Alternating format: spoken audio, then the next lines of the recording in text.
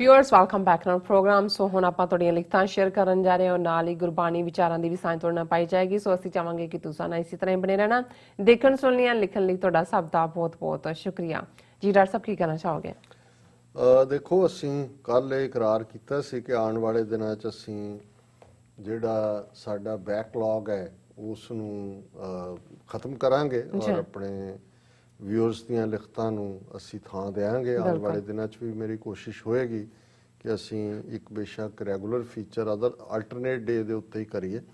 ਔਰ ਇੱਕ ਸਾਡੇ ਬਹੁਤ ਹੀ ਪਿਆਰੇ ਵਿਊਅਰ ਨੇ ਔਰ ਜਿਹੜੇ ਖੁਦ ਇੰਟੈਲੈਕਚੁਅਲ ਲੈਵਲ ਦੇ ਉੱਤੇ ਕਾਫੀ ਜਿਹੜੇ ਨੇ ਡੀਪ ਥਿੰਕਿੰਗ ਰੱਖਦੇ ਨੇ, ਮਿਸਟਰ ਅਜ਼ਫਰ ਖਾਨ ਟੋਰਾਂਟੋ ਤੋਂ। ਉਹਨਾਂ ਨੇ ਜਦੋਂ ਅਸੀਂ ਬਾਬਾ ਬੰਦਾ ਸਿੰਘ ਬਹਾਦਰ ਦੇ ਉੱਤੇ ਸੈਗਮੈਂਟ ਕੀਤਾ ਤੇ ਉਹਨਾਂ ਨੇ ਇਸ ਦੇ ਉੱਤੇ ਲਿਖਤ ਲਿਖੀ ਸੀ, ਸਾਨੂੰ ਭੇਜੀ ਸੀ ਅਕਤੂਬਰ ਦੇ ਲਾਸਟ ਦਿਨਾਂ ਦੇ ਵਿੱਚ। ਅਸੀਂ ਉਸ ਦਾ ਨਹੀਂ ਜਵਾਬ ਦੇ ਸਕੇ ਔਰ ਮੈਂ ਅੱਜ ਉਸ ਨੂੰ ਪਿਕ ਕੀਤਾ।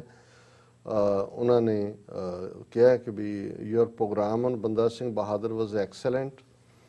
His life and achievements were so amazing that it looks unbelievable today।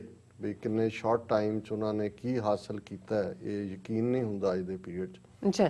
His past before he met Guru Gobind Singh Ji has by far not imaginable that he could do such a great job of punishing Wazir Khan।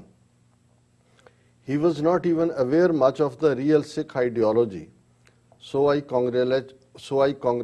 congratulate you for presenting a good program on a person who has left a great impact on Sikh history and Sikh mindset। However, I would like to bring some aspect of effects he put on multi-religious Punjab।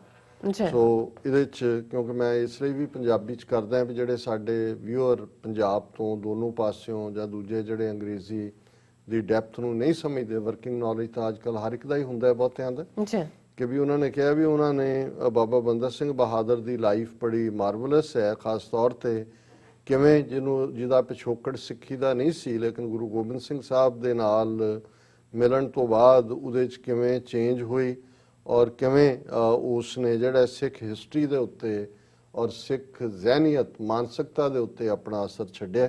ਪਰ ਹੁਣ ਉਹਨਾਂ ਨੇ ਜਿਹੜੇ ਨੇ ਕੁਝ ਸਵਾਲ ਚੁੱਕੇ ਨੇ। As a Muslim, I feel very sorry what happened with the Sahibzada's Shahidi। I feel it would have been better if it would have not occurred। It gave a very bad name to Islam। However, some people objected in the court that it was un-Islamic। Although it was a purely political drama and have nothing to do with Islam, if we do not distinguish between Mughal treatment of their enemies and Islamic teachings, we will not be able to bridge the gap between Sikhs and Muslims। In Mughal time, when Islamic teachings and their political interest collided, they neglected Islamic teachings। This fact was clearly mentioned in Zafarnama by Guru Gobind Singh Ji। ਅਜ਼ਫਰ Khan Sahib, ਤੁਸੀਂ ਬਹੁਤ ਡੂੰਘੀ ਗੱਲ ਕੀਤੀ ਹੈ ਔਰ ਬੜੀ ਇਮਾਨਦਾਰੀ ਦੇ ਨਾਲ ਇਸ ਡਿਫਰੈਂਸ ਨੂੰ ਦੱਸਿਆ ਔਰ ਮੈਂ ਵੀ ਅਕਸਰ ਇਸ ਗੱਲ ਨੂੰ ਦੱਸਣ ਦੀ ਕੋਸ਼ਿਸ਼ ਕਰਦਾ ਹਾਂ।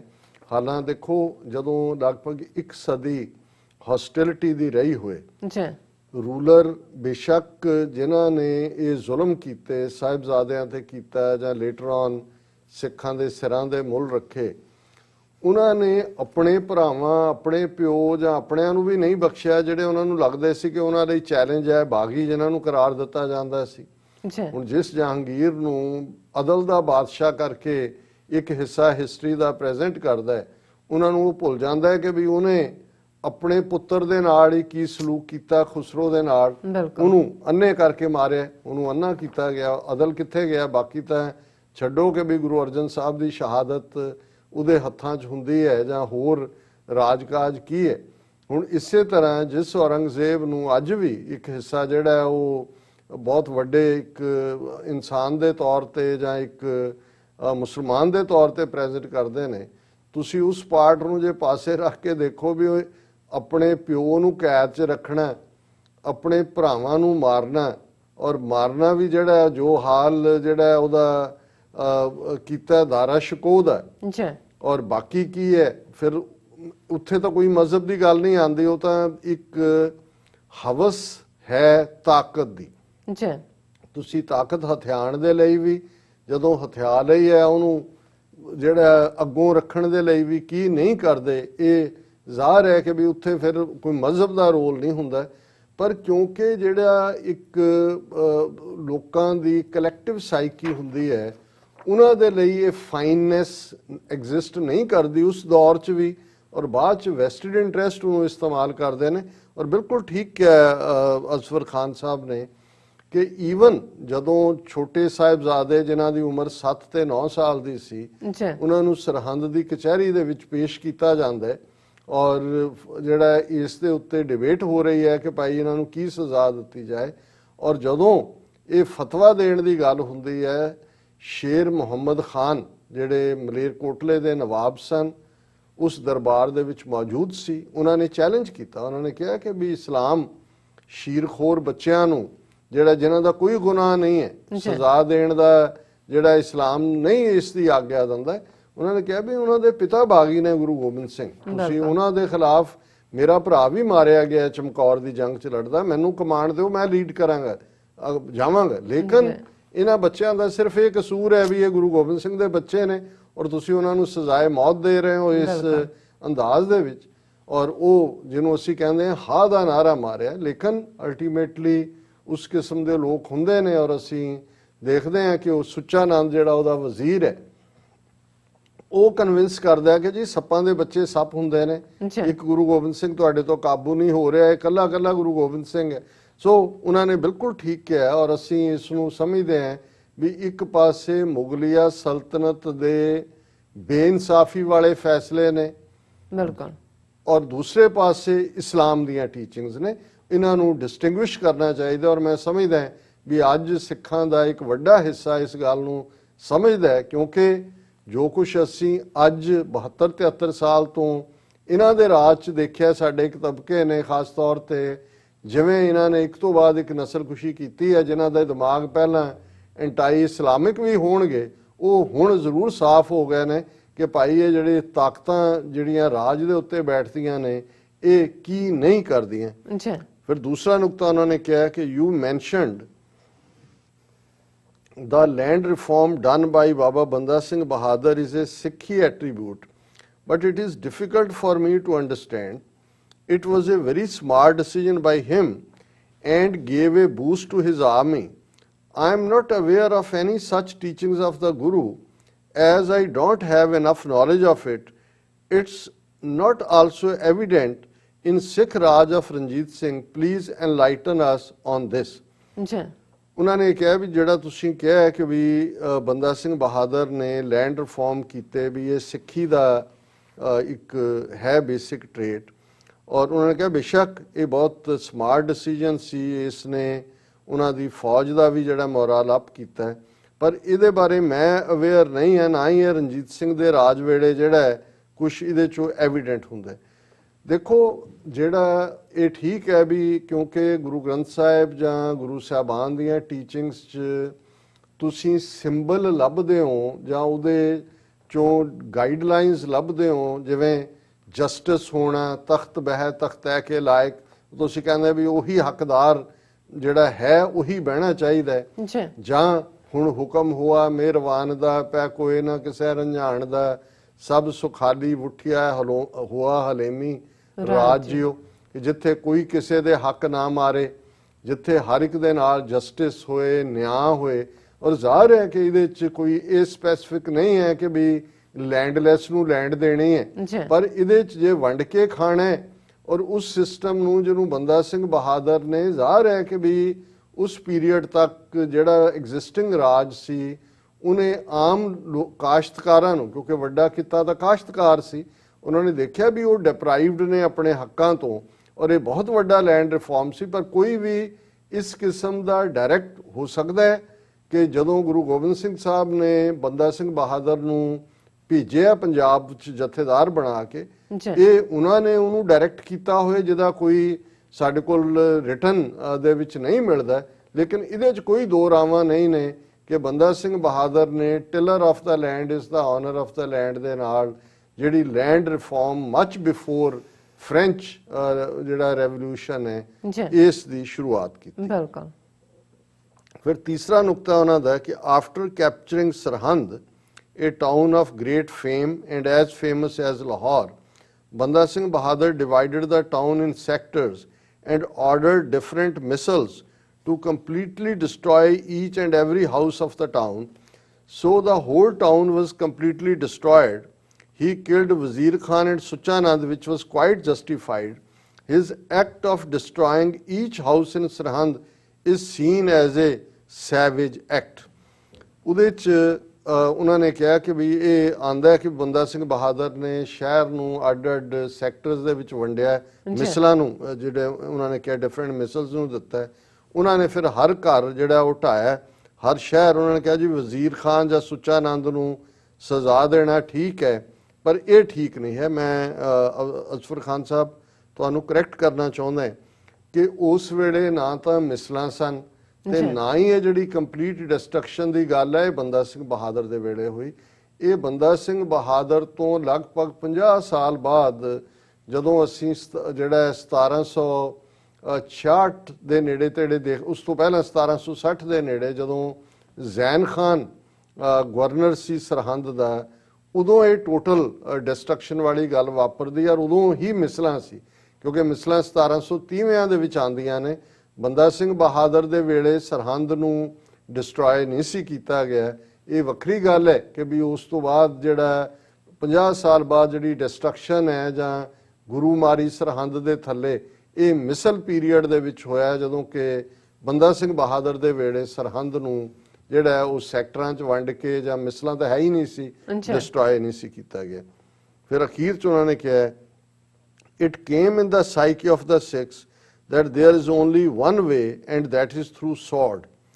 This worked well in those days, but one of the negative effect was that Sikhs did not invest in areas like politics, negotiations, education, philosophy, etc. So you see, even in 1947, Master Tara Singh and his colleagues could not negotiate their way with Hindus and Muslims, although there was the demand of Khalistan. Even in 1920, rather, he snatched his kirpan at Lahore Assembly. That created fatal effect on the people of Punjab. So, Dr. Sahab, we should analyze and forget the past and concentrate on future of our nation. Thank you and salam to Sister Neelam. Thank you. Salam ji. ਬਿਲਕੁਲ ਠੀਕ, ਇਹਦੇ ਨਾਲ ਕੋਈ ਦੋ ਰਾਵਾਂ ਨਹੀਂ ਨੇ ਕਿ ਅਸੀਂ ਹਾਲਾਂਕਿ ਸਿੱਖ ਫਿਲਾਸਫੀ ਦੇ ਵਿੱਚ ਜਿੱਥੇ ਅਸੀਂ ਹਰ ਕਿਸਮ ਦੇ ਵਿਕਾਸ ਜਾਂ ਡਿਵੈਲਪਮੈਂਟ ਦੀ ਗੱਲ ਕਰਦੇ ਹਾਂ, ਅਨਫੋਰਚੂਨੇਟਲੀ ਤਲਵਾਰ ਦੇ ਜ਼ੋਰ ਦੇ ਥੱਲੇ ਜਿੱਥੇ ਅਸੀਂ ਤਲਵਾਰ ਦੀ ਤਾਕਤ ਦੇ ਸਾਹਮਣੇ ਸਫ਼ਰ ਵੀ ਕੀਤਾ ਤੇ ਫਿਰ ਤਲਵਾਰ ਹੀ ਖਿੱਚੀ 18ਵੀਂ ਸਦੀ 'ਚ।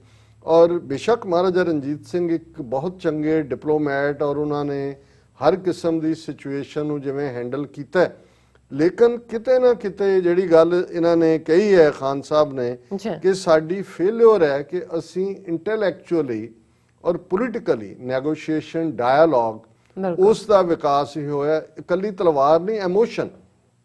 ਔਰ ਜੇ ਐਮੋਸ਼ਨ ਇਨ ਲੀਡ ਨਾ ਹੁੰਦੀ ਤਾਂ 1920s ਤੋਂ ਬਾਅਦ ਜਿਹੜੀ ਸਾਡੀ ਇੱਕ ਸੈਪਰੇਟ ਐਂਟੀਟੀ ਬਣ ਗਈ ਸੀ ਸਿੱਖਾਂ ਦੀ, ਜਿਹਨੂੰ 1930 ਸੈਪਰੇਟ ਇਲੈਕਟੋਰੇਟ ਵੀ ਮਿਲਿਆ, ਅਸੀਂ ਬੈਸਟ ਨੈਗੋਸ਼ੀਏਟ ਕਰ ਸਕਦੇ ਸੀ 47 ਦੇ ਦੌਰ 'ਚ।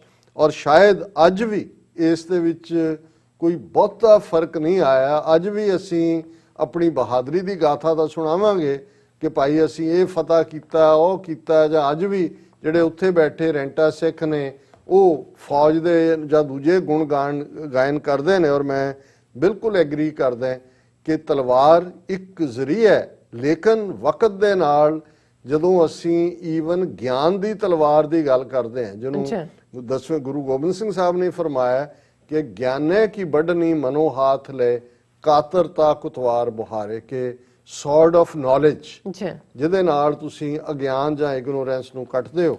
ਔਰ ਤੁਸੀਂ ਵੀ ਇਸ਼ਾਰਾ ਕਰ ਦਿੱਤਾ ਕਿ ਸਮਾਪਤੀ ਵੱਲ ਜਾ ਰਿਹਾ ਹੈ। ਔਰ ਅਸੀਂ 2 ਸ਼ਲੋਕ ਜਿਹੜੇ ਭਗਤ ਕਬੀਰ ਜੀ ਦੀ ਬਾਣੀ ਦੇ ਰੋਜ਼ਾਨਾ ਵਿਚਾਰਦੇ ਅੱਜ ਦੋ ਸ਼ਲੋਕ ਅਸੀਂ ਚੁਣੇ ਨੇ।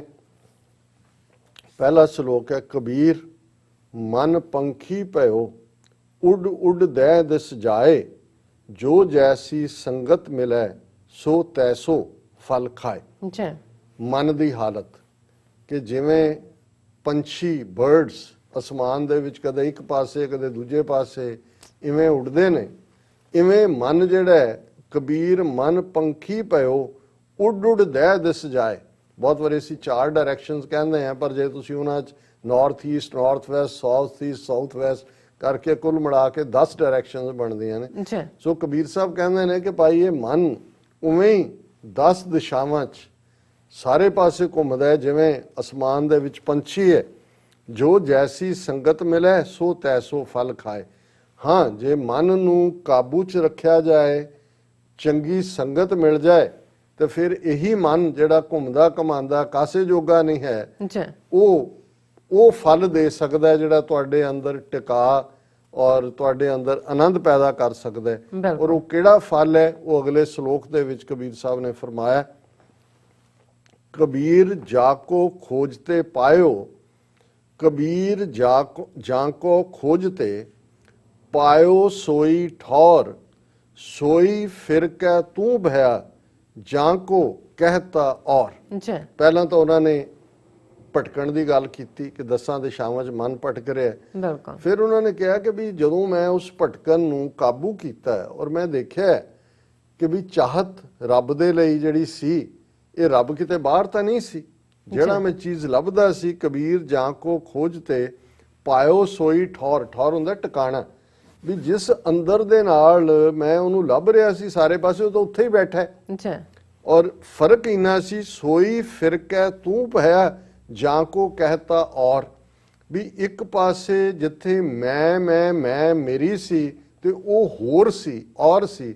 ਜਦੋਂ ਇਹ ਮੈਂ ਮੇਰੀ ਮੁੱਕ ਗਈ, ਔਰ ਮੁੱਕ ਗਿਆ ਤੇ ਤੂੰ ਹੋ ਗਿਆ, ਤੇ ਫਿਰ ਤੂੰ ਕਰਤਾ ਤੂੰ ਭਇਆ, ਮੁਝ में रहा ना हूं, जब आपा पर का मिट गया, जत देखा तत तू। ਕਿ ਭਾਈ ਜਦੋਂ ਤੁਸੀਂ ਤੂੰ ਕਰਨ ਲੱਗ ਜਾਂਦੇ ਹੋ ਕਿ ਹੇ ਰੱਬ, ਹੇ ਵਾਹਿਗੁਰੂ, ਹੇ ਅੱਲਾ, ਤੂੰ ਹੀ ਹੈ, ਜਿੱਧਰ ਦੇਖਾਂ ਤੂੰ ਹੀ ਹੈ, ਵਿਸਰ ਗਈ ਸਭ ਤਾਤ ਪਰਾਈ, ਜਬ ਤੇ ਸਾਧ ਸੰਗਤ ਮੋਹਿ ਪਾਈ, ਨਾ ਕੋ ਵੈਰੀ ਨਹੀਂ ਬੇਗਾਨਾ, ਸਗਲ ਸੰਗ ਹਮਕੋ ਬਨਾਈ। ਕਿ ਜਿੱਧਰ ਮੈਂ ਦੇਖਦਾ ਹਾਂ ਤੂੰ ਹੈ, ਨਾ ਹੀ ਕੋਈ ਵੈਰੀ ਹੈ ਨਾ ਹੀ ਬੇਗਾਨਾ ਹੈ। ਤੇ ਜਦੋਂ ਤੂੰ ਕਰਾਂਗੇ ਤੇ ਫਿਰ ਇਹ ਹੂੰ ਜਾਂ ਮੂੰਹ ਜਿਹੜਾ ਮੈਂ ਇਹ ਮੁੱਕ ਜਾਏਗੀ ਔਰ ਉਸ ਪਿਆਰੇ ਦੀ ਗੋਦ ਹਾਸਲ ਹੋਏਗੀ। ਇਹ ਅੱਜ ਦਾ ਵਿਚਾਰ। ਜੀ ਡਾਕਟਰ ਸਾਹਿਬ, ਤੁਹਾਡਾ ਬਹੁਤ ਬਹੁਤ ਸ਼ੁਕਰੀਆ। ਤੁਸੀਂ ਅਧਿਆਇ ਮੇ ਸ਼ੁਰੂ ਤੇ ਅੱਜ ਦਾ ਵਿਚਾਰ ਸਾਡੇ ਦਰਸ਼ਕਾਂ ਨਾਲ ਸਾਂਝਾ ਕੀਤਾ। ਇਸ ਦੇ ਨਾਲ ਆਪਣੇ ਵਿਊਅਰਸ ਕੋਲ ਲੈਣੇ ਇਜਾਜ਼ਤ। ਵਿਊਅਰਸ, ਸਾਡੇ ਪ੍ਰੋਗਰਾਮ ਦਾ ਸਮਾਂ ਇੱਥੇ ਸਮਾਪਤ ਹੁੰਦਾ। ਤੁਸੀਂ ਆਪਣੀ ਰਾਏ ਤੇ ਸੁਝਾਅ ਸਾਨੂੰ ਭੇਜਣਾ ਭੁੱਲਣਾ ਸਾਡੇ ਇਸ ਪਤੇ ਤੇ sos@tv84.tv ਤੇ ਅਸੀਂ ਆਪਣਾ ਪ੍ਰੋਗਰਾਮ ਲੈ ਕੇ ਫਿਰ ਦੁਬਾਰਾ ਤੁਹਾਡੇ ਸਨਮੁਖ ਹੋਵਾਂਗੇ। ਤਦ ਤੱਕ ਲਈ ਮੈਨੂੰ ਤੇ ਆਪਣਾ ਸੁਣਾ ਗਿਆ ਦੋ ਦੇਖਦੀ ਰਹੋ TV84। ਬੁਲਾ ਦਿਓ ਫਤਿਹ। ਵਾਹਿਗੁਰੂ ਜੀ ਕਾ ਖਾਲਸਾ, ਵਾਹਿਗੁਰੂ ਜੀ ਕੀ ਫਤਿਹ। ਰੱਬ ਰਾਖਾ।